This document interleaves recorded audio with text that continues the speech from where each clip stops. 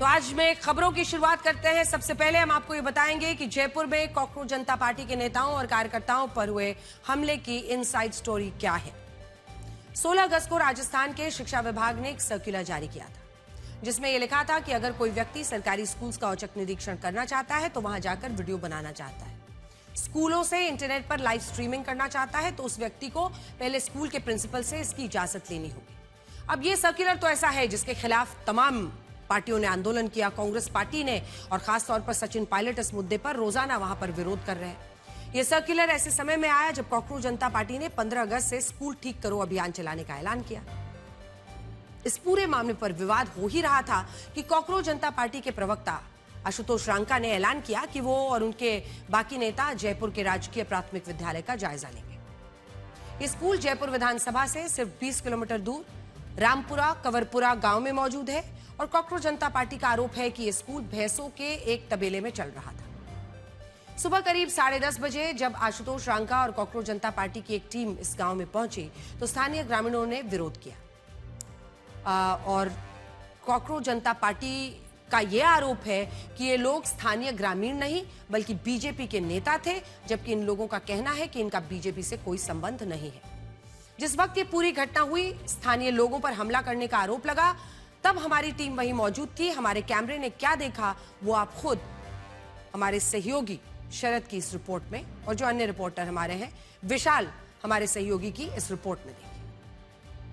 जयपुर के रामपुरा में सीजेपी के कार्यकर्ता और प्रवक्ता आशुतोष रांका यहाँ पर गांव में स्कूल का निरीक्षण करने पहुंचे हैं, लेकिन ग्रामीण उनका विरोध कर रहे हैं। दूसरी तरफ आशुतोष और रांका सहित पूरी टीम यहाँ पर मौके पर पहुंची है और दोनों तरफ यहाँ पर आमने सामने की तस्वीर आप देख सकते हैं कि यहाँ पर ग्रामीण उनका विरोध कर रहे हैं। ये तस्वीरें देखिए, लोग इनको भगा रहे हैं। आशुतोष रांका के साथ महिला कार्यकर्ता भी है, लेकिन यहाँ पर ग्रामीण एक तरह से कहें कि उग्र हो चुके हैं, धक्का मुक्की हो रही है आपस में और इनको यहाँ पर कार्यकर्ताओं को आशुतोष रांका के साथ ये मारपीट की तस्वीर आपको दिख रही होगी।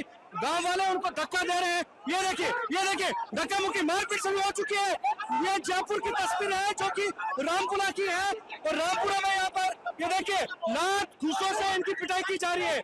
ये देखिए एक की पिटाई कर रहे हैं, यहाँ पर गांव वाले पीछे भाग रहे हैं। देखिए गाड़ियों के कांच फोड़े गए हैं और यहाँ पर देखिए ये तस्वीरें देखिए, गांव वाले उग्र हो चुके हैं। यहाँ पर देखिए, यहाँ पर और ये आदमी गिर चुका है। अब आप इस घटना की पूरी इनसाइड स्टोरी देखिए जो 2 दिन पहले शुरू होती है।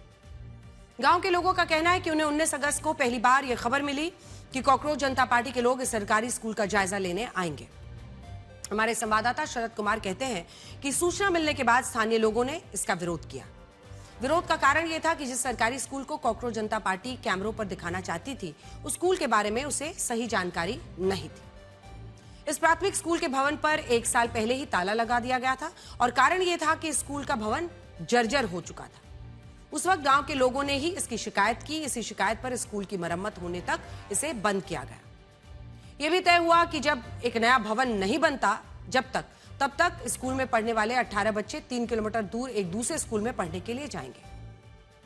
अब क्योंकि यह स्कूल रेलवे लाइन के उस पार था, इसलिए गांव के लोगों ने खुद शिक्षा विभाग से कहा कि उनके बच्चों को इतनी दूर ना भेजा जाए।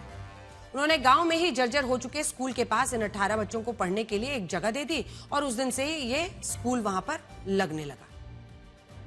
हमारे संवाददाता शरद कुमार ये भी बताते हैं कि जो शिक्षा विभाग को ये जानकारी थी कि जिस जगह गांव वालों ने बच्चों को पढ़ाने के लिए जगह दी है वहां भैंसों का एक तबेला है और इस बात के पक्षधर नहीं हो सकता कि बच्चों का स्कूल भैंसों के एक तबेले से चले, क्योंकि गांव के लोग खुद यहां बच्चों को पढ़ाने के लिए उसके बाद तैयार हो गए थे। इसलिए बताया जा रहा है कि शिक्षा विभाग ने इसको शुरू कर दिया। अब ये तस्वीरें देखिए, कॉकरोच जनता पार्टी ने स्कूल को अपने अभियान के लिए चुना तो गांव के लोग नाराज हो गए और 2 बातें वो कह रहे थे। पहला आरोप गांव वालों की तरफ से लगाया गया कि कॉकरोच जनता पार्टी ने स्कूल का औचक निरीक्षण करने से पहले इसके बारे में सही जानकारी जुटाई नहीं। दूसरा उनका कहना था कि कॉकरोच जनता पार्टी के नेताओं ने उनके गांव में आने से पहले किसी से बात करना जरूरी नहीं समझा। गांव के लोग ये शिकायत कर रहे थे कि एक बार कॉकरोच जनता पार्टी के लोग उनसे बात तो करते, तब जबकि कॉकरोच जनता पार्टी का आरोप भी हम आपको सुनाएंगे। उनका यह आरोप है कि विरोध करने वाले लोग बीजेपी के नेता और बीजेपी के ही कार्यकर्ता थे। हमारे संवाददाता शरद कुमार ने इसकी भी पड़ताल की और उनका कहना है कि सीजेपी की तरफ से जो आशुतोष रांका जिस गांव के स्कूल में जाना चाहते थे वो जयपुर के बगरू कस्बे में आता है। बगरू ये कस्बा है और गांव है जहां बागड़ा ब्राह्मण समुदाय की बहुत अच्छी और प्रभावशाली आबादी है।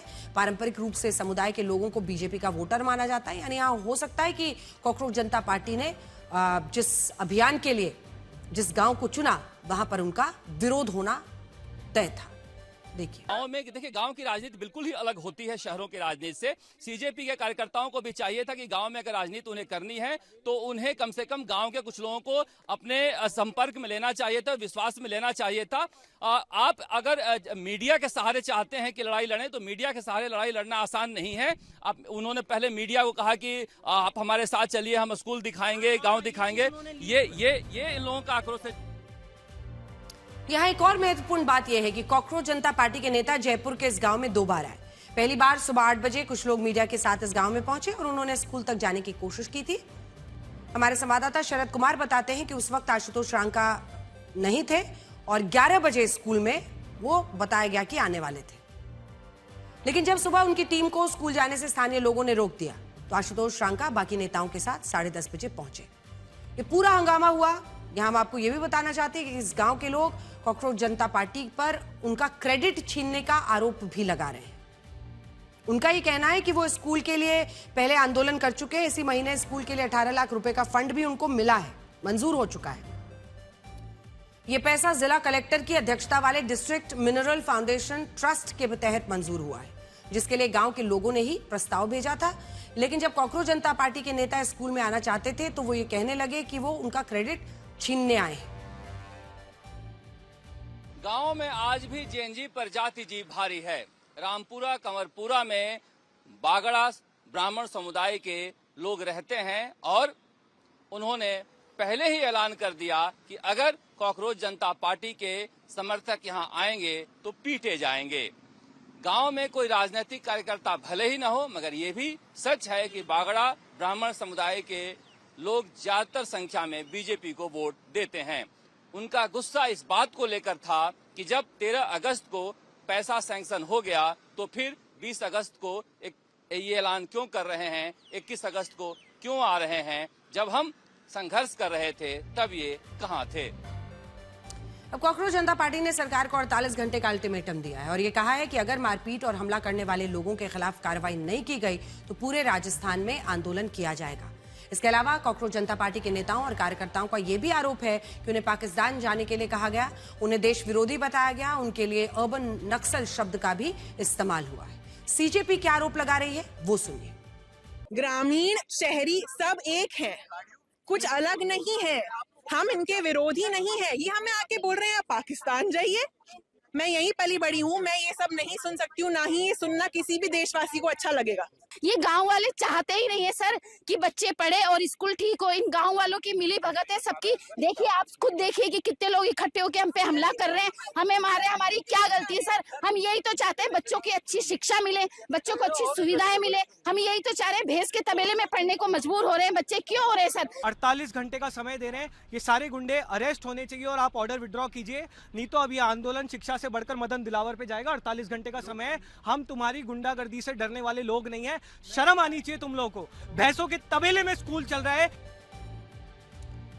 एक बात तो तय है और ये बात हम जरूर कहना चाहते हैं कि अगर किसी भी कारण, किसी भी राज्य में जहां किसी की भी सरकार हो, सरकार चुनकर नहीं, सरकार देखकर नहीं, किस पार्टी की सरकार ये देखकर नहीं, किसी भी राज्य में किसी भी कारण से बच्चों को भैंसों के तबेले में या उनके लिए रखे गए भूसे के बीच बैठकर पढ़ना पड़ रहा है तो यह हमारे शिक्षा विभाग की नाकामी है और राजस्थान सरकार की बहुत बड़ी कमी है, जिसकी जल्द से जल्द उनको भरपाई करनी चाहिए।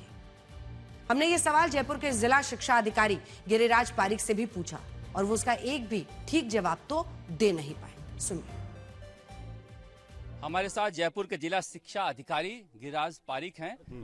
सर, ये कब तक इस तरह से तबेले में स्कूल चलेगा? ये सर तबेला, आप कहाँ तबेला बोले जा रहे हैं? उसको तबेला होता है जहाँ पर ये जानवर बनते हैं। जहाँ पर यहाँ पशु अंदर रहते भूसा हैं। रखा हुआ है। नहीं देखो, भूसा रखना क्या, गाँव में जो घर होते हैं ना, उस घर में आदमी भी वही रहते हैं, वहाँ पर टीन शेड लगाते हैं, अपने पशु भी हम लोग वहीं रखते हैं, पानी की व्यवस्था भी वहीं होती है। आप लोग कभी देखा गाँव में परिंदा भी वहीं होता था, ये तो लैटबाद वगैरह अब बनने लग गए, ये पहले 4 दीवारी गाँव में। के स्कूल में ही पढ़े हैं, पढ़े हैं। ऐसा स्कूल नहीं था लेकिन हमारा। सुनो, अब ये स्कूल तो अच्छा था, लेकिन अब चूंकि ये जर्जर हो गया ना, तो इस वजह से अब इसको हमने कर दिया भाई, डिसमेंटल करेंगे, इसको हटाएंगे। फिर कहानी को छोड़िए, आप ये बताइए इस तबेले से मुक्ति कब मिलेगी? ये अजी तबेला नहीं है, आप फिर वो आप तबेला तबेला बोले जा रहे हो। ये अपने ये व्यवस्था कर दी कि पास में जो भी कोई सुरक्षित जगह है वहाँ पर बच्चों को अपन शिफ्ट कर दे। कब आएगा वही तो पूछ रहे हैं। ये तो भारत सरकार बताएगी ना, अपन कैसे बता सकते। भारत सरकार बताएगी हाँ। कि राजस्थान के नहीं, स्कूलों के बच्चे कब तबेले से बाहर नहीं निकलेंगे। फिर तबेला, अरे तबेला है ही नहीं है तो बिल्डिंग दिख रही है, मकान है हमारा। अच्छा मैं नहीं रह सकता कि इसमें क्या दिक्कत है रहने में? आप रह लेंगे? अरे यार क्यों नहीं रहेंगे? अपने बच्चे को पढ़ाएंगे स्कूल में, सवाल ये भी है। इस मामले में एक सवाल कॉकरोच जनता पार्टी को लेकर भी उठ रहा है और गांव वाले उठा रहे हैं। आपने उनके कई जो प्रतिनिधि थे उनको सीधा सीधा कहा, देखा कि वो कैसे गांव वाले जो है उनको सीधा कह रहे थे कि गांव वाले मिले हुए हैं बीजेपी से। लेकिन हमारे संवाददाता शरद कुमार कहते हैं कि जिस स्कूल को कॉकरोच जनता पार्टी के नेता कैमरों पर दिखाना चाहते थे, वहां से सिर्फ 2 किलोमीटर दूर खूसर गांव में एक और सरकारी स्कूल है जिसका रिजल्ट हर साल करीब 100% रहता है, लेकिन कॉकरोच जनता पार्टी ने स्कूल के बारे में नहीं बताया है। स्थानीय लोग कह रहे हैं, वो क्या कह रहे हैं सुनिए। स्कूल आपने देखे होंगे, मगर रामपुरा कमरपुरा जहां पर पूरा विवाद चल रहा है स्कूल को तबेले में चलाए जाने को लेकर, वहां पर एक चमचमाती हुई बिल्डिंग बगल में ही स्कूल की है, जहां पर देखकर हम रुके और पता किए तो पता चला कि ये पूरा स्कूल जो है भामाशाहों के सहयोग से बनाया गया है। घुसते ही आपको यहाँ बैठने की व्यवस्था दिखाई देगी और ये पंखे देखिए, लाउड स्पीकर देखिए, बाथरूम देखिए, मंदिर, पेड़ पौधे सब यहाँ पर लगाए हुए हैं, कुर्सियाँ टेबल सब यहाँ पर नए दिखाई दे रहे हैं और सारे के सारे गाँव के बच्चे हैं। क्या नाम है आपका? अंजलि प्रजापति। अली, स्कूल तो बड़ा नई दिखाई दे रही है। Yes sir. पढ़ाई कैसी होती है? बहुत अच्छी होती है, हमारे सभी टीचर्स बहुत अच्छा पढ़ाते हैं। 100% और पिछली बार 95% 12th में बच्चे ने अचीव किए हैं और सब्जेक्ट ऐसे हैं कि 100 में से 100 नंबर। अंजलि बता रही थी यहाँ पर कि 100% रिजल्ट है इस स्कूल का, तो सिर्फ बिल्डिंग ही नहीं है बल्कि पढ़ाई भी काफी यहाँ पर अच्छी हो रही है, तभी इस तरह के रिजल्ट है। ये लोगों के सहयोग से बना हुआ है, यानी कि सरकार से पैसा मिलने का इंतजार किए बिना ही अगर टीचर प्रिंसिपल चाहें तो लोग पैसे देने के लिए तैयार हैं और इस तरह से शानदार स्कूल बनाया जा सकता है। ये खूसर गांव के स्कूल में आकर दिखाई दे रहा है। शरद कुमार, खूसर, जयपुर, आज तक। तो इसीलिए अब आइए आपको दोनों स्कूल ही दिखा देते हैं ताकि आप भी समझ पाएं कि क्या फर्क है। एक तरफ 18 लाख की बात गांव वाले कह रहे हैं कि उनको पैसा मिला है, वहां पर स्कूल बनने वाला है और स्कूल चलेगा, जो पहली तस्वीर आप देख रहे हैं। और स्कूल के अंदर की स्थिति वाकई खराब दिखती है। ये देखिए अंदर की तस्वीरें जो हमारे कैमरा ने कैद की है। इसमें एक जो भी शिक्षक है, कौन है पता नहीं चल रहा, पर ये 3 लोग आते हैं, सामने माइक देखकर हाथ भी जोड़ते हैं, लेकिन क्या हालत है पीछे की इमारत की आप देख रहे हैं। वहीं दूसरी तरफ वो स्कूल जो आज चल रहा है अच्छे से और जहां पर बच्चे जबरदस्त परफॉर्मेंस कर रहे हैं। तो खूसर गांव जैसा स्कूल बनना मुश्किल नहीं है, मुमकिन है। बस लगन की जरूरत है और सरकार को परफॉर्म करने की जरूरत है। इस विवाद का एक और कारण है पंचायत के चुनाव। राजस्थान के चुनाव आयोग ने अभी 2 दिन पहले ही नगरीय निकाय चुनाव की तारीखों का ऐलान किया है, जिसके बाद वहां आदर्श आचार संहिता लागू हो चुकी है। और कुछ लोग ये भी कह रहे हैं कि चुनावों के वक्त कॉकरोच जनता पार्टी को अपनी राजनीति नहीं करनी चाहिए। हालांकि कॉकरोच जनता पार्टी इन आरोपों को सिरे से गलत ठहरा रही है। अगली खबर का रुख करते हैं। आपको याद होगा पिछले महीने जब कॉकरोच जनता पार्टी ने नीट पेपर लीक के खिलाफ जंतर मंतर पर आंदोलन किया था, तब 20 जुलाई की पुलिस कार्रवाई में आरोपों के मुताबिक पेलेट गन के इस्तेमाल को लेकर बहुत सारे सवाल उठे थे। यही नहीं, सड़क से लेकर संसद, सुप्रीम कोर्ट में इस पर काफी बहस हुई। इसी हफ्ते सुप्रीम कोर्ट ने इस घटना का संज्ञान लिया और इसकी जांच के लिए एक कमेटी भी बना दी। यहां तक सबको यही लग रहा था कि यह विवाद अब शायद थम चुका है, विपक्ष दूसरे मुद्दों पर सरकार की घेराबंदी में जुट गया है। लेकिन आज राहुल गांधी के धरने ने एक नए राजनीतिक टकराव को जन्म दिया और इस धरने से जानते हैं क्या हुआ। इस धरने के बाद पेलेट गन के इस्तेमाल को लेकर पहली एफआईआर दर्ज हुई है, जिसे कांग्रेस और राहुल गांधी अब अपनी बहुत बड़ी जीत बता रहे हैं। ये पूरा घटनाक्रम आज दोपहर करीब 12 बजे तब शुरू हुआ जब राहुल गांधी एक पीड़ित छात्र और उसकी मां के साथ कनॉट प्लेस के पुलिस थाने पहुंच गए। इस पीड़ित छात्र का नाम साहिल लोहचब है, जिसे लेकर दावा है कि 20 जुलाई की घटना में पेलेट गन के छर्रे लगने से उसे चोटें आई। उस वक्त 24 जुलाई को राहुल गांधी ने इस छात्र के साथ एक बाकायदा प्रेस कॉन्फ्रेंस भी की थी, अगर आपको याद है, और पेलेट गन के इस्तेमाल को लेकर बहुत सारे सवाल भी उठाए थे।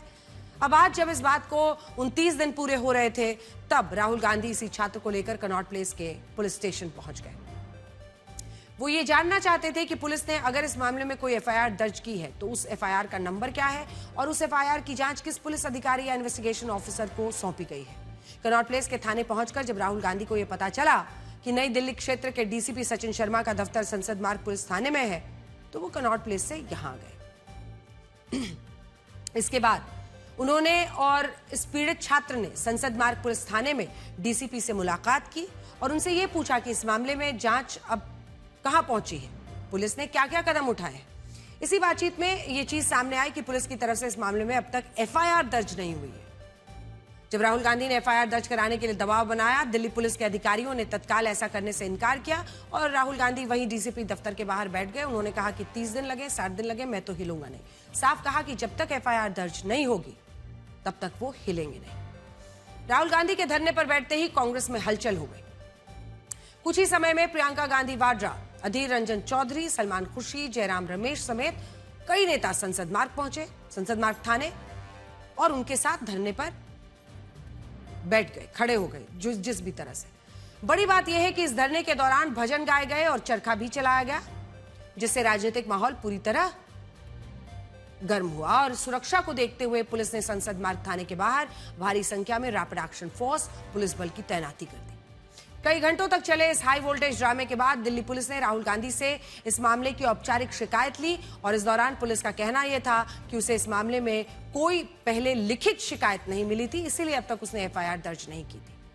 जबकि आरोपों के मुताबिक पेलेट गन से घायल हुए छात्र साहिल लोहचब को लेकर राहुल गांधी ने कुछ और ही दावा किया। राहुल गांधी ने साहिल लोहचब की मेडिकल रिपोर्ट के हवाले से यह कहा कि उनके शरीर में पेलेट गन से 200 से अधिक छर्रे मौजूद हैं।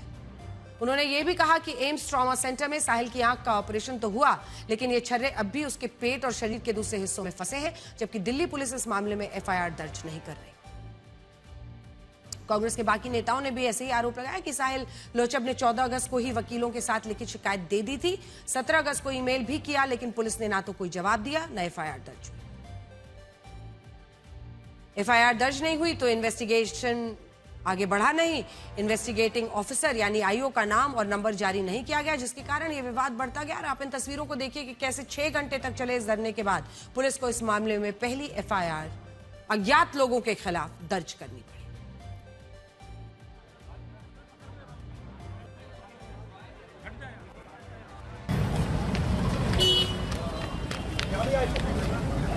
कितने घंटे थे?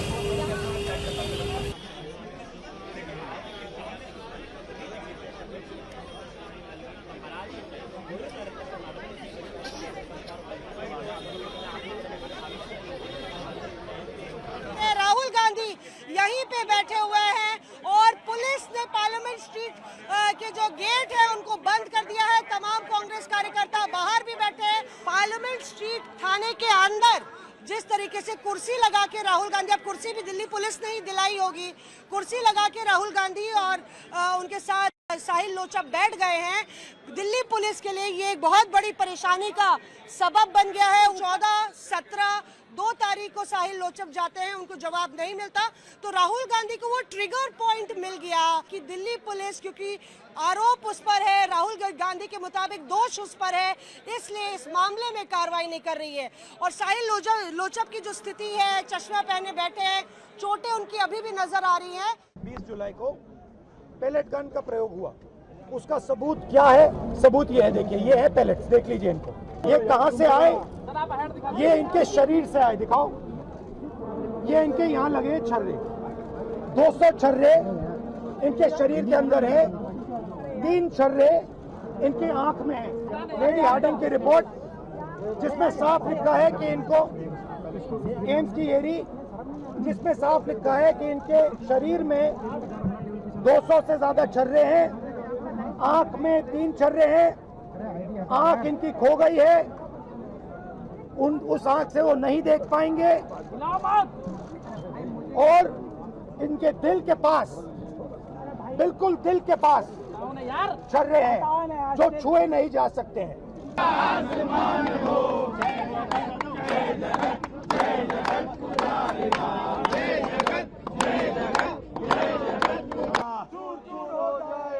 दम है कितना दमन में तेरे,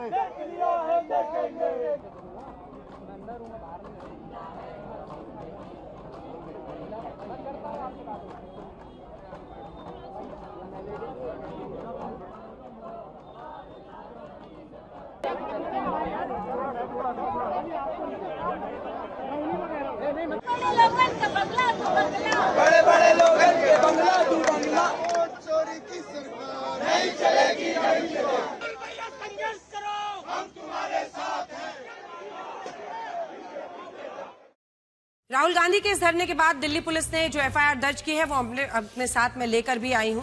ये एफआईआर अगर आप देखेंगे तो ये अज्ञात लोगों के खिलाफ, अज्ञात आरोपी के खिलाफ दर्ज हुई। यानी एफआईआर के मुताबिक अभी साहिल लोचा पर पैलेट गन चलाने वाले सुरक्षाकर्मी या पुलिसकर्मी का नाम नहीं पता है, लेकिन ये एफआईआर 2 धाराओं में दर्ज हुई है।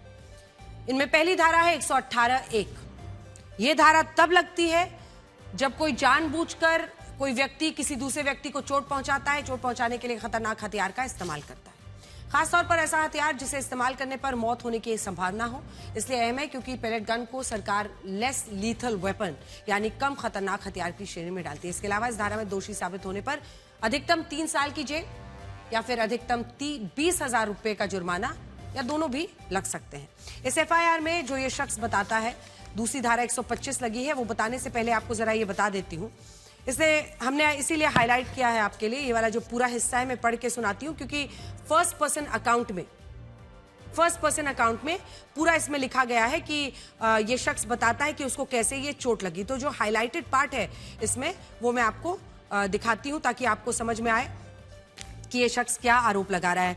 वहां पर आंसू गैस व लाठी चार्ज हुआ, जिससे वहां भी भगदड़ मच गई और इसी समय में मेरा चेहरा दूसरी तरफ था तो मुझे एकदम ऐसा लगा कि मेरे शरीर के दाहिनी और दिल के नजदीक छाती पर, बाजू व आंख पर कुछ फटा। तो मैंने मुड़कर देखा तो नीली पोशाक में एक व्यक्ति ने, जिसके हाथ में बड़ी सी बंदूक थी, उससे मुझे बहुत सारे धातु के पैलेट लगे। जिसके बाद मेरी समझ में पैलेट लगने से कुछ नहीं आया और छात्रों की भीड़ मेरे आसपास जमा हो गई। इसके बाद फिर 2-3 लाइनें हैं जिसमें इसके बाद मुझे बाइक पर बिठाया गया, लेडी हार्डिंग हॉस्पिटल ले गए जहां उन्होंने मेरी पहली एमएलसी की और उसके बाद मुझे सफदरजंग हॉस्पिटल भेज दिया गया। इसके बाद मुझे एम्स भेज दिया गया। फिर नीचे वो डॉक्टर के बारे में बताता है कि डॉक्टर ने मेरी एमएलसी में साफ लिखा है कि मेरी आंख में वो जो चोट है वो पैलेट से लगी है और ये भी लिखा है कि आंख की रोशनी वापस आने की संभावना 1% से कम है। एम्स में मेरा सीटी स्कैन हुआ जिसने करीब 200 से अधिक छर्रे मेरे शरीर में है, जो कि आंख में, गर्दन में, छाती में, दिल के पास, जबड़े में, बाजू में इत्यादि हैं। और आखिर में वो लिखते हैं कि मेरे इलाज और मुआवजे के लिए मामले पर विचार किया जाए क्योंकि मेरा इलाज बहुत लंबा चलेगा। मैं अपना बयान दर्ज कराने और जांच में सहयोग के लिए तैयार हूं। तो ये साहिल ने अपनी तरफ से जो एफआईआर लिखाई है, शिकायत लिखाई है, वो हमने आपको पढ़ के। इस एफआईआर के दर्ज होने के बाद राहुल गांधी और पीड़ित छात्र साहिल लोचन ने क्या कहा है वो सुनिए। अभी कहा शुरुआत हुई है, ये न्याय का पहला कदम है। केस लॉन्च हुआ है। देखिए कितने दिन हो गए टोटल जब से आपको ये गोली लगी? 20 जुलाई आज 1 महीना हो गया। छर्रे शरीर में है, 3 छर्रे आंख में है, आंख से इनको दिखाई नहीं देता है, 3-4 छर्रे दिल के पास है। साफ दिख रहा है कि एक युवा के साथ अन्याय हुआ है। न्याय की हुई है ये एफआईआर, न्याय की तरफ एक और कदम है मेरा, जो पहला कदम है। पर मेरे को खुशी से ज्यादा दुख भी है कि एलओपी के होने के बावजूद भी 8 घंटे लग गए कंप्लेंट दिखाने में, जबकि मैं खुद गवाह खड़ा हूँ। मेरे शरीर में 200 छर्रे, उसके बाद भी मेरी एफआईआर को 8 घंटे में लिया गया और शायद ये ली भी ना जाती अगर एलओपी मेरा साथ न देते। ये पूरा मामला 20 जुलाई का है, जब जंतर मंतर से शुरू हुए संसद मार्च में पैलेट गन के इस्तेमाल का आरोप लगा था। आंदोलन कॉकरोच जनता पार्टी का था, लेकिन कॉकरोच जनता पार्टी ने इस मुद्दे को वैसे नहीं उठाया जैसे राहुल गांधी ने उठाया। कारण ये भी है कि pellet gun rapid action force को दी गई थी, सीआरपीएफ के अधीन आती है। ये सीआरपीएफ के जरिए राहुल गांधी केंद्रीय गृह मंत्री अमित शाह को घेर सकते हैं। सुनिए। हमने यहाँ पे कोई गलत काम नहीं किया है, हमने सिर्फ एक हिंदुस्तान के नागरिक के लिए, उसकी माँ के लिए, उसके पिता के लिए न्याय मांगा है और उसके लिए 8 घंटे लग गए। और फाइनल, बड़ी इंटरेस्टिंग बात, फाइनल परमिशन फाइनल होके होम सेक्रेटरी और अमित शाह जी को देना पड़ा, तब इन्होंने जाके फाइनल एफआईआर दिया है। तो आप समझ जाइए एफआईआर रोक कौन रहा था। ये बेचारे जो पुलिस वाले हैं ये चाहते थे एफआईआर करना, वो वाले भी चाहते थे एफआईआर करना, बट ऊपर से न्याय की ब्रेक लगी हुई है। फिर आगे बढ़ते और आपको ये बताते हैं कि वंदे मातरम को लेकर मशहूर अभिनेत्री शर्मिला टैगोर और बीजेपी सांसद कंगना रनौत के बीच टकराव क्यों हुआ? भारत आखिर इस मुद्दे पर दूसरे देशों से क्या सीख सकता है? दुनिया में कई देश ऐसे हैं जहां राष्ट्रगान या राष्ट्रगीत को लेकर इसी तरह के विवाद हुए और ये विवाद इन देशों में धार्मिक टकराव का कारण भी बने। इसके बाद इन देशों ने ऐसे विवादों का हल कैसे निकाला, आज इसके बारे में आपको बताएंगे और ये भी समझेंगे कि वंदे मातरम को लेकर 1937 की कांग्रेस कार्य समिति की बैठक में क्या हुआ। लेकिन उससे पहले आप शर्मिला टैगोर का ये बयान सुनिए जिसमें उन्होंने वंदे मातरम को सिर्फ 2 छंदों या अंतरों तक सीमित करने की मांग की है। कहा उन्होंने कि भारत में ज्यादातर लोग एक से ज्यादा भगवान में विश्वास रखते हैं, इसलिए ऐसे लोग कभी भी वंदे काली, वंदे दुर्गा, वंदे सरस्वती नहीं कह पाएंगे। वंदे और सरकार को वंदे मातरम के 2 छंद ही लागू करने चाहिए। सुनिए। शर्मिला टैगोर के इस बयान पर बीजेपी सांसद कंगना रनौत ने आपत्ति जताई। उनका आरोप है कि शर्मिला टैगोर ने वंदे मातरम को हिंदू मुसलमान के संदर्भ में देखा, जबकि वंदे मातरम का गीत भारत के स्वतंत्रता संग्राम की आत्मा है। अब ये बहस नई तो है नहीं, कई दशकों से वंदे मातरम को लेकर यही विवाद रहा है कि एक पक्ष इसे हिंदू धर्म से जोड़कर देखता है, जबकि दूसरा पक्ष इसे राष्ट्रीय एकता और उसकी शक्ति के रूप में परिभाषित करता है। अगर राजनीतिक रूप से देखें तो कांग्रेस और बीजेपी के बीच इसे लेकर सबसे बड़ा विवाद यही है और कांग्रेस ने साफ कहा है कि वो वंदे मातरम पर अपने उसी रुख को जारी रखेगी जिस पर 1937 में कांग्रेस कार्य समिति की बैठक में फैसला। क्या फैसला हुआ था, अब वो भी समझिए। 1930 के दशक में कई मुस्लिम नेता वंदे मातरम का विरोध कर रहे थे, जिनमें मोहम्मद अली जिन्ना भी शामिल थे। उनका कहना यह था कि वंदे मातरम में करोड़ों भुजाओं और हथियार उठाने की शक्ति का चित्रण है। इसमें हिंदू देवी दुर्गा, लक्ष्मी और सरस्वती जी का भी जिक्र आता है, जो मुस्लिम्स के लिए मान्य नहीं हो सकता। जब यह विवाद हुआ तो कांग्रेस के अंदर नेताजी सुभाष चंद्र बोस, पंडित जवाहरलाल नेहरू दोनों ने गुरु रविंद्रनाथ टैगोर से इस विषय पर राय मांगी। जवाब में रविंद्रनाथ टैगोर ने कहा कि उन्हें वंदे मातरम के पहले हिस्से की कोमलता, भक्ति, मातृभूमि के सुंदर रूपों का वर्णन विशेष रूप से पसंद है, लेकिन बाकी छंद मुस्लिम संवेदनाओं को आहत कर सकते हैं। इस सुझाव के बाद साल 1937 जब कांग्रेस कार्य समिति की बैठक हुई, उसमें यह ऐलान हुआ कि अब ये राष्ट्रीय सभाओं में वंदे मातरम के केवल पहले 2 अंतरे गाए जाएंगे, बाकी छंदों को मुस्लिम भाईचारे के लिए छोड़ दिया जाएगा। उस वक्त मुस्लिम लीग और मोहम्मद अली जिन्ना ने इस फैसले का विरोध किया क्योंकि वो पूरे वंदे मातरम के खिलाफ थे।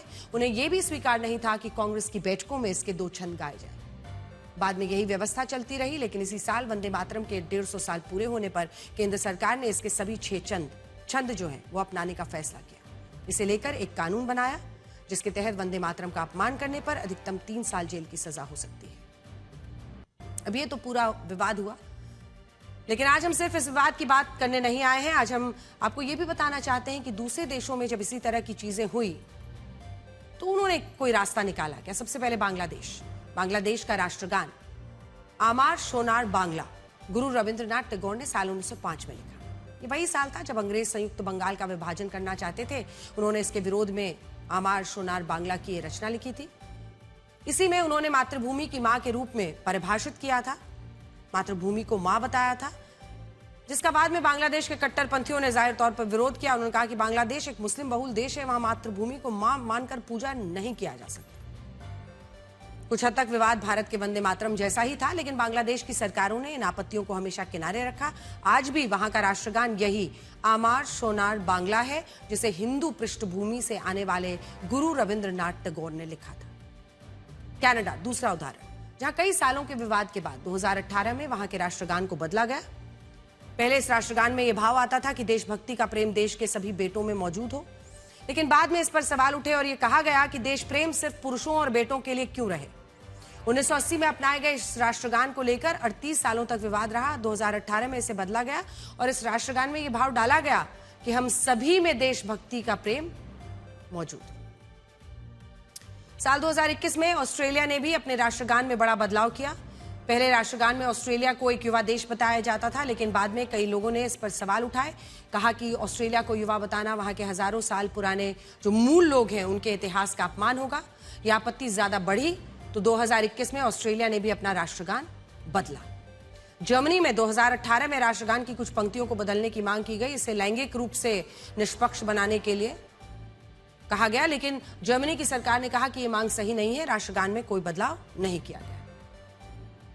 इसके अलावा इजराइल में भी राष्ट्रगान को लेकर बहुत विवाद रहा। वहां अरब मूल के इजरायली मुस्लिम अपने देश के राष्ट्रगान पर खड़े नहीं होते, क्योंकि उनका कहना है कि यह राष्ट्रगान यहूदियों की राष्ट्रीय आकांक्षा से जुड़ा है और मुस्लिम्स की बात नहीं करता, जबकि इजराइल इन आरोपों को गलत बताता है। इजराइल कहता है कि उसका राष्ट्रगान पूरे देश के लिए समर्पित है और यही कारण है कि कई विवाद के बावजूद इजराइल ने अपना जो राष्ट्रगान है उसे कभी नहीं बदला और इसके अपमान के खिलाफ कड़े कानून बनाए गए। यहां बात सिर्फ इन कुछ देशों की नहीं है, जापान में भी राष्ट्रगान का काफी विरोध होता है, क्योंकि कुछ लोग इसे उस दौर का प्रतीक मानते हैं जब जापान सैन्यवाद और साम्राज्यवाद के रास्ते पर चल रहा था। जब जापान की सरकार ने अपने स्कूलों में राष्ट्रगान गाना अनिवार्य किया तो कई शिक्षकों ने इसका विरोध किया और उनके खिलाफ कानूनी कार्रवाई हुई, लेकिन जापान ने अपना राष्ट्रगान कभी नहीं बदला और लोगों का असली भाव जो है इसका वो समझाने की कोशिश की। संक्षेप में कहें तो ऐसे विवाद कई देशों में हुए, लेकिन ज्यादातर देशों ने धार्मिक आधार पर अपने राष्ट्रगान या राष्ट्रगीतों को संशोधित नहीं किया, अपने लोगों को इसका सही मतलब समझाने की कोशिश की। हमारे पड़ोसी पाकिस्तान में कल की रात काफी हलचल भरी रही। पिछले कई दिनों से पाकिस्तान के पूर्व प्रधानमंत्री इमरान खान की सेहत को लेकर सवाल उठ रहे थे। पिछले 3 साल से रावलपिंडी के अडियाला जेल में बंद इमरान खान को लेकर कई तरह की अफवाहें भी फैलती रहीं। कभी उनकी मौत की अफवाहें उड़ी, कभी उन पर किए जा रहे जुल्म की खबरें आई। कई बार कहा गया कि उनकी हालत इतनी खराब हो चुकी है कि परिवार को नहीं दिखा रहे। अब इन सारी खबरों के बीच इमरान खान का परिवार, उनकी पार्टी पीटीआई के नेता सिर्फ इतना चाहते थे कि इस्लामाबाद के शिफा हॉस्पिटल में उनका मेडिकल चेकअप एक बार हो, एक प्राइवेट हॉस्पिटल में। 18 अगस्त को पाकिस्तान की सुप्रीम कोर्ट ने भी इस मांग को पूरा करने के निर्देश दिए। सुप्रीम कोर्ट के निर्देशों ने शहबाज और मुनीर को परेशानी में डाल दिया। परेशानी यह थी कि अगर इमरान खान की सेहत खराब हुई तो उनके परिवार, उनके पार्टी के कार्यकर्ता एक बड़ा हंगामा कर सकते हैं और इसके अलावा अगर इमरान जेल से बाहर आए तो पार्टी कार्यकर्ता उन्हें छुड़ाने की भी कोशिश कर सकते हैं। कल्पना कीजिए, जिस इमरान खान के लिए इस वक्त पीटीआई के लाखों कार्यकर्ता 2-3 बार अलग अलग जगहों पर सड़कों पर आकर सरकार के खिलाफ प्रदर्शन कर चुके हैं। सरकार को ऐसा डर था कि अगर वही फिर से एक हलचल, एक आंदोलन शुरू हो जाएगा तो वो घिर जाएंगे और मुनीर तो डर ही रहा था। लेकिन कल रात 12:30 बजे अचानक इमरान खान को अडियाला जेल से निकाला गया। कड़ी सुरक्षा के बीच इस्लामाबाद के पीआईएमएस हॉस्पिटल लेकर चले गए। वहां पर इमरान खान की सेहत की जांच करवाई गई। रातों रात मेडिकल चेकअप पूरा होने के बाद उन्हें दोबारा से अडियाला जेल में जाकर बंद कर दिया गया। वही मेडिकल हो गया, वापस जाइए। इमरान खान को जेल से अस्पताल लेकर जाना कोई सामान्य काम नहीं था। शायद इसलिए इस काम के लिए आधी रात का समय चुना शहबाज और मुनीर ने। वो कहता था ना वहां से बार बार कि आधी रात को हमला करते हैं, यहां आधी रात को लेकर छुप के जाते हैं इमरान खान। कड़ी सुरक्षा व्यवस्था इतनी कड़ी की गई कि जेल से अस्पताल तक के लिए एक कॉरिडोर बनाया गया था, जिसमें रास्ते में कई जगहों पर बैरिकेडिंग और कटीले तार तक लगा दिए गए थे। पाकिस्तान सरकार और सेना तो इतनी घबराई थी कि इमरान को जेल में से अस्पताल ले जाने से पहले उन्होंने अफवाह उड़ाई कि इमरान को शिफा हॉस्पिटल ले जाया गया ताकि सारे लोग वहां पर चले जाएं। शिफा हॉस्पिटल के बाहर अब बड़ी संख्या में सुरक्षा कर्मियों की तैनाती भी कर दी। इमरान के बहुत सारे समर्थक शिफा हॉस्पिटल के बाहर जाकर जम गए। अब प्लानिंग क्या थी सोचिए, यहां पर भी कैसा शातिराना काम करते हैं, हर जगह उल्टा दिमाग। प्लानिंग के तहत इमरान खान को पीआईएमएस ले जाया जाना था, लेकिन शिफा हॉस्पिटल के बाहर पूरा माहौल बना दिया ताकि वहां पर लोग जाएं और पिम्स में कोई ना आए। और शिफा हॉस्पिटल के कुछ डॉक्टर्स को वहीं पर बुलाया गया पीआईएमएस में। पाकिस्तानी सेना और सरकार इमरान खान के मेडिकल चेकअप को इमरान समर्थकों की नजरों से छिपाकर करना चाहती थी, लेकिन ऐसा नहीं हुआ। समर्थकों को जल्दी ही पता चल गया कि इमरान खान को तो अडियाला जेल से पिम्स ले जाया जा रहा है। इस पूरे रास्ते में इमरान खान के काफिले पर लोगों ने फूल बरसाए, समर्थन में खूब नारेबाजी हुई। इस पूरे घटनाक्रम में इतना सीक्रेट रखने की कोशिश हुई, सीक्रेटिव रखने की कोशिश की गई थी कि एक बार ये ऐसा लगा जैसे शहबाज शरीफ और मुनीर इमरान खान से डरे हुए हों, उन्हें एक सेकंड के लिए भी जेल से बाहर नहीं रखना चाहते थे कि कहीं ऐसा ना हो कि उनके समर्थक छुड़ा ही ले जाए। जैसे इमरान खान का मेडिकल चेकअप पूरा हुआ, तुरंत जेल पहुंचाया और इसी के बाद पाकिस्तान के सूचना उर्फ प्रोपेगेंडा मंत्री अताउल्लाह तरार ने एक ट्वीट किया और ट्वीट करके यह बताना शुरू किया कि इमरान खान का मेडिकल चेकअप पूरा हो गया है, वो पूरी तरह से फिट है। अब पीटीआई के नेता मानते हैं कि शहबाज और मुनीर इमरान खान से कितना डरते हैं, यह इस पूरे घटनाक्रम से साबित होता है। इमरान का मेडिकल चेकअप दिन में हो सकता था, लेकिन रात का समय चुना। आखिर समय तक अगर आप देखिए तो परिवार को नहीं बताया, बल्कि गलत अफवाहें फैलाई। इमरान के परिवार, पीटीआई के नेताओं को इसके बारे में नहीं बताया कि कहां ले जा रहे हैं। इसके अलावा पीटीआई की शर्त और सुप्रीम कोर्ट के निर्देश के मुताबिक ये मेडिकल चेकअप शिफा हॉस्पिटल में होना था, लेकिन इसके लिए पीआईएमएस को चुना गया ताकि इमरान की असली स्थिति को छिपाया जा सके और उनके समर्थकों को वहां पर उनको देखने से और आंदोलित होने से रोका जाए। कल की रात शहबाज और मुनीर के लिए कितनी भारी रही होगी, कल्पना कीजिए। पूरा घटनाक्रम पर बनाई गई अपनी ये रिपोर्ट आपको जरा दिखाते हैं। पाकिस्तान सरकार के मुताबिक इमरान खान पूरी तरह से फिट है क्योंकि उनके मेडिकल चेकअप में सब कुछ सामान्य है, लेकिन इसके बावजूद इमरान खान का परिवार शहबाज और मुनीर के रवैये से नाराज है। इमरान खान की बहन डॉक्टर उज़मा खान ने एक प्रेस कॉन्फ्रेंस में रोते हुए दावा किया कि इमरान की सेहत ठीक नहीं है, मेडिकल जांच के नाम पर धोखा हुआ। उज़मा ने इमरान के हवाले से बताया कि अडियाला जेल में उन्हें किसी से मिलने नहीं दिया जाता, टॉर्चर किया जाता है। उज़मा ने मेडिकल जांच पर सवाल उठाते हुए कहा कि इमरान की आंखों और ब्लड प्रेशर की जांच की गई है, लेकिन ब्लड टेस्ट तो नहीं किए गए। और अब बढ़ते हैं अगली खबर की तरफ। हैदराबाद में एक सांसद के बेटे ने अपनी 6 करोड़ रुपए की एस्टन मार्टिन कार से एक 26 साल की सेल्स एग्जीक्यूटिव को कुचल दिया। एक्सीडेंट के बाद उस लड़की की घटनास्थल पर ही मृत्यु हो गई। यह Aston Martin car Andhra Pradesh की जन सेना पार्टी के राज्यसभा सदस्य लिंगमनेनी रमेश के 23 साल के बेटे लिंगमनेनी संजुश चला रहे थे। लेकिन आपको यह जानकर हैरानी होगी कि सांसद के बेटे को इस मामले में गिरफ्तार ही नहीं किया गया है।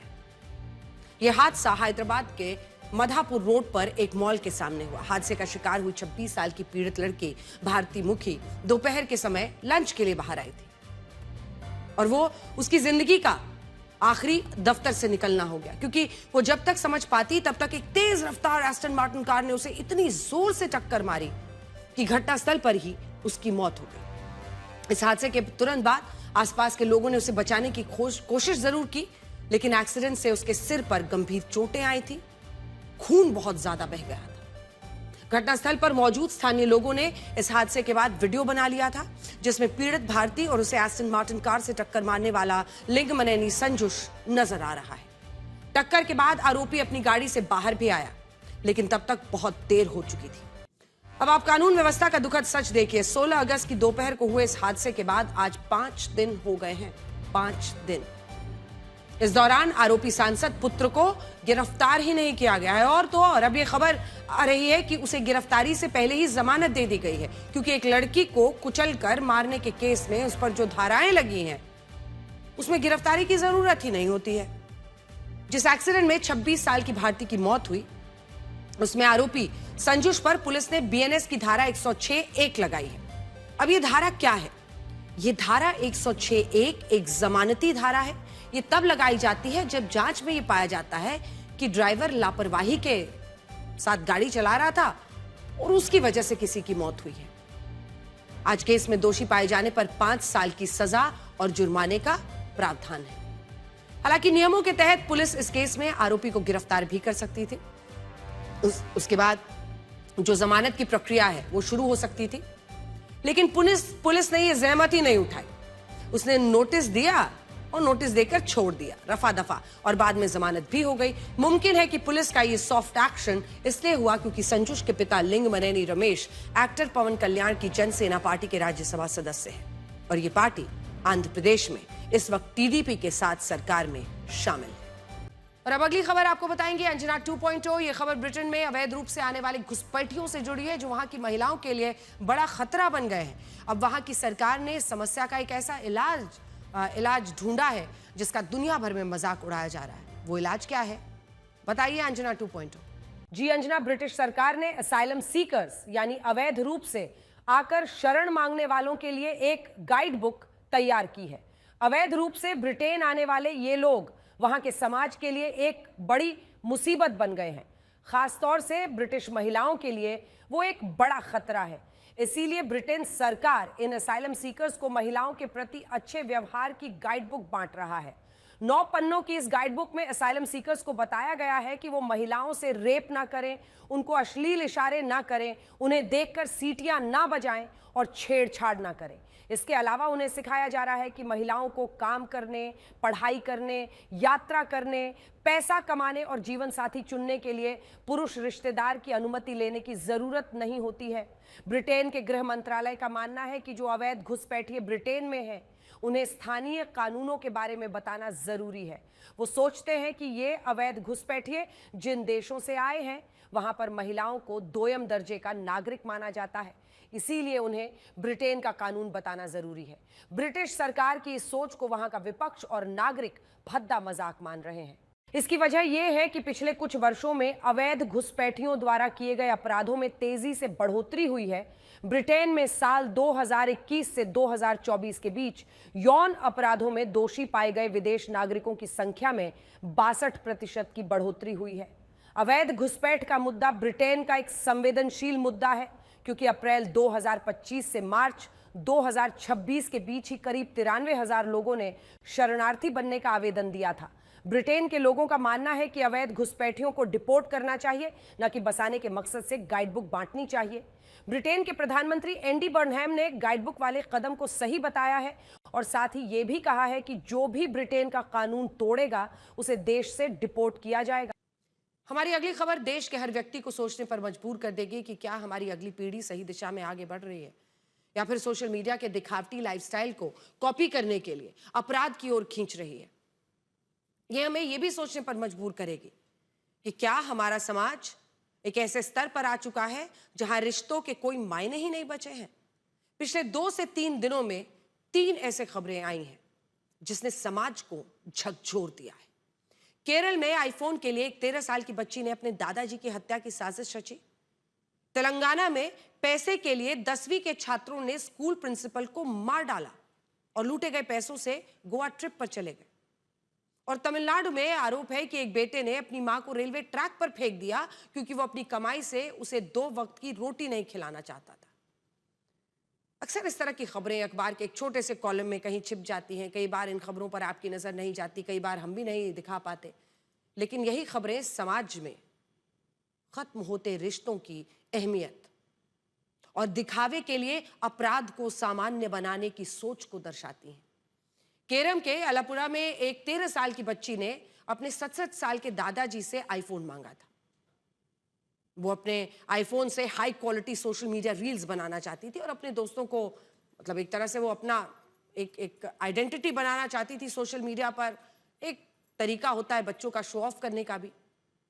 लेकिन दादा ने जब आईफोन दिलाने से इनकार कर दिया तो आरोप है कि उसने दादा के कत्ल और उन्हें लूटने का प्लान बनाया। इस प्लान में उसका साथ दिया उसके ही 17 साल के खास दोस्त और उसके 2 साथियों ने।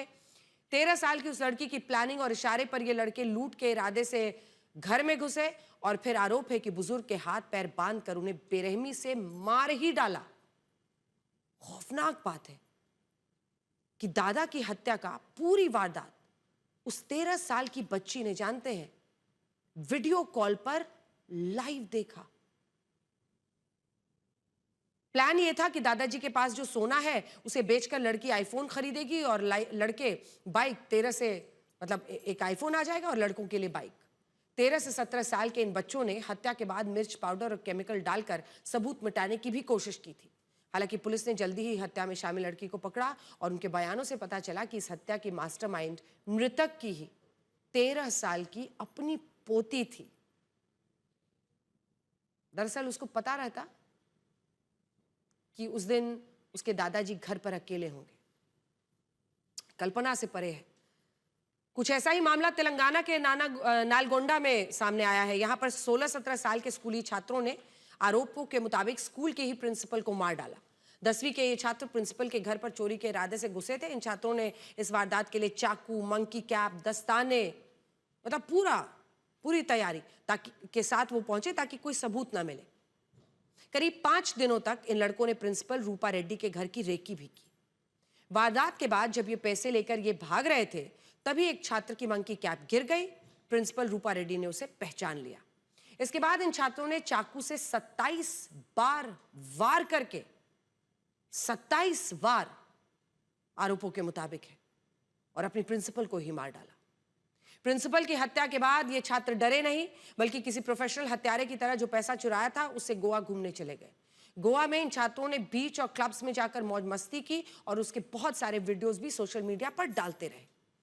ये वारदात 12 अगस्त को हुई थी और तभी से पुलिस के लिए ये केस सुलझाना बहुत मुश्किल था, लेकिन उन्हें पता चला कि हत्या से पहले प्रिंसिपल रूप रेड्डी एक कॉल पर थी जिसमें उन्होंने बाबू शब्द का इस्तेमाल किया था। प्रिंसिपल रूपा रेड्डी अपने स्कूल के बच्चों को बाबू कहती थी। पुलिस ने इस लीड पर जांच की तो उन्हें पता चला कि स्कूल के 5 छात्र वारदात के बाद से गायब थे। सीसीटीवी, फोरेंसिक जांच और अन्य सबूतों के आधार पर जब इन छात्रों से पूछताछ की गई, तब जाकर उन्होंने हत्या की बात कबूली। पुलिस को इनके पास से चोरी किए गए करीब 1.5 लाख रुपए और चाकू बरामद हुआ।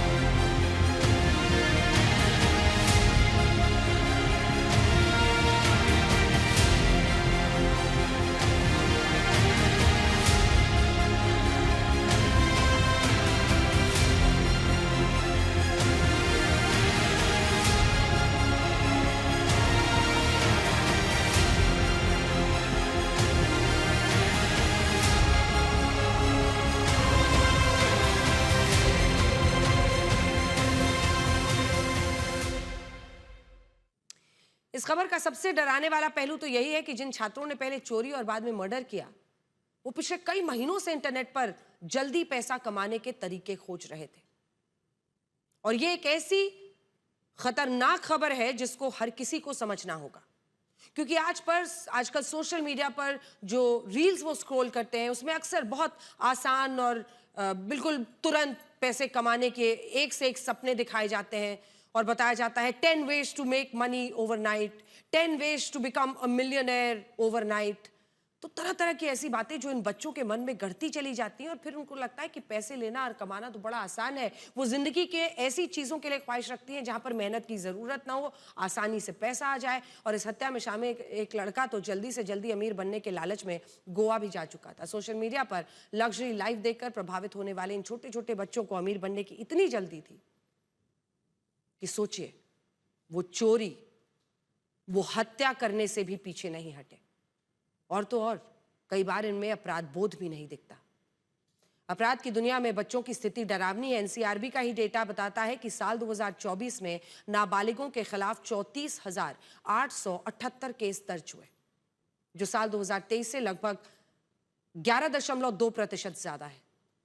साल 2023 में 31,365 केस दर्ज हुए थे। साल 2023 में जितने मामले दर्ज हुए थे वो साल 2022 की तुलना में लगभग 2.7% ज्यादा थे। यानी आप इजाफा देख रहे हैं कैसे हो रहा है, 3% से लेकर अब 11% पार।